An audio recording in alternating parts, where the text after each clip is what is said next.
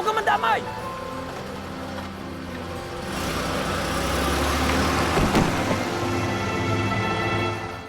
Ayun nga po, di ba, kapag namumuhay ka mag-isa, ang hirap nag-isip ng kakainin. Oo. So, hindi ako kumakain ng maayos.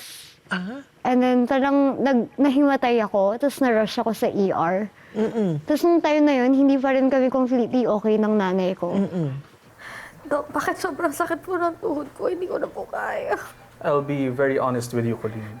Nagde-deteriorate na ang cartilage ng magkabila mong tuhod, maaaring dahil din sa sobrang taas ng uric acid levels mo. Ito namang sa uric acid levels mo, kaya siya tumaas, maaaring dahil sa sobra-sobra mong pag-inom ng alcohol. But don't worry, magbibigay naman kami ngayon ng medications para maibsan yung pain, para sa pamamaga, at para mapababa din natin yung uric acid levels mo. Okay, Dok, bigyan niyo na po sa akin yung gamot ko. Kailangan ko na po yung gamot ko. Sige, papahanda ko na. Sige.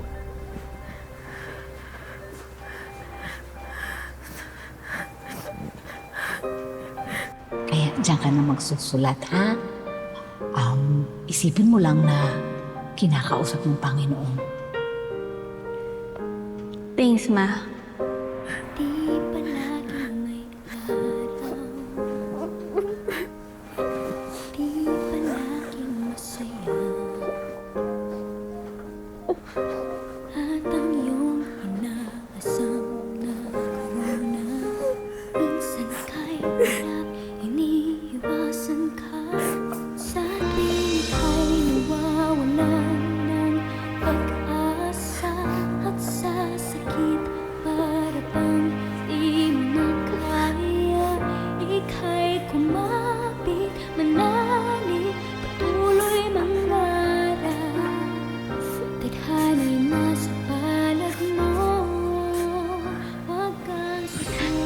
Jesus, hindi ko na po kaya.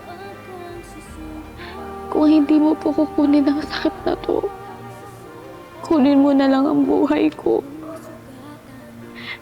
At kapag ang sakit ang kinuha mo, hindi ako magsasawang ikwento at ikalat ang milagro mo.